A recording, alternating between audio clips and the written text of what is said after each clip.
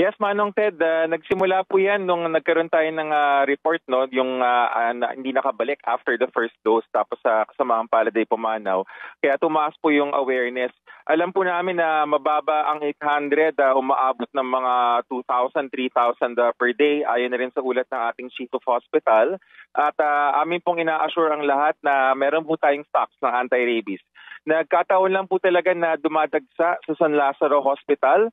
And ang tinitingnan na nga po namin susunod na step is yung patient appointment system na dineploy namin para sa mga buntis sa Pabella at sa PLHIV dyan sa San Lazaro ay inaaral na at soon i-deploy na para itong bilang na to. Kasi po yung iba, Manong Ted, para bang madaling araw pa lang dumadating tapos sa gabi na umuwi. So we want to lessen that situation po. Sa katunayan po, kaya nga nagkaganyan dahil maraming LGU ang hindi nagpo-procure, hindi bumibili ng mga anti-rabies supplies kaya kinukulang. Pero sabi nga po namin, habang hindi pa nangyayari yun, na nakalagay naman sa batas, sige kami nilang muna. Yes, Manong Ted. Actually, sa usaping rabies po, may dalawa tayong bakuna. Una, yung mas kilala natin ay yung bakuna sa tao, or yung tinatawag na post-exposure prophylaxis. At meron po talagang bakuna para sa aso at pusa.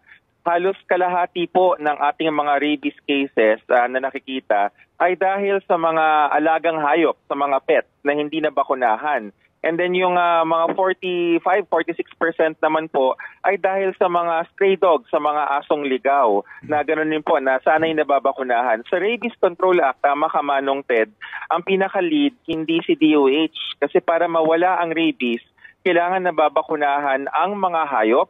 At kung makagat po ng hayop, ang mga tao naman ay may aabangan na animal bite yung ating prophylaxis po. Ang estimated bilang natin ng mga stray dogs na mga ligaw po na aso ay nasa mga 23 million.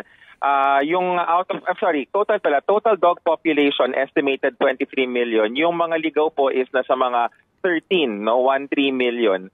So kung alaga man ho to, dapat yung local veterinarian or kahit yung mga kaakibat niya, binabakunahan yon every year. Pati ang ating mga pamilya dapat responsible pet ownership. And tama po kayo na dapat yung anti-rabies, yung post-exposure prophylaxis, hindi lang sa DOH nakikita. Although meron ho kami at lagi kaming meron, dapat lahat po sa nationwide sa mga LGU clinics, meron din po dapat yan. Hindi po namin kayang pigilan, Manong Ted, unfortunately, kahit gustuhin man namin. Price control kasi yan, kailangan ng batas. Pero ang pamamaraan na ginagawa natin is yung coverage ng PhilHealth. Na tumaas na po, kung di ako nagkakamali, nasa 7 or 8,000. I may be wrong po, no? Pero tumaas na siya from the amount before.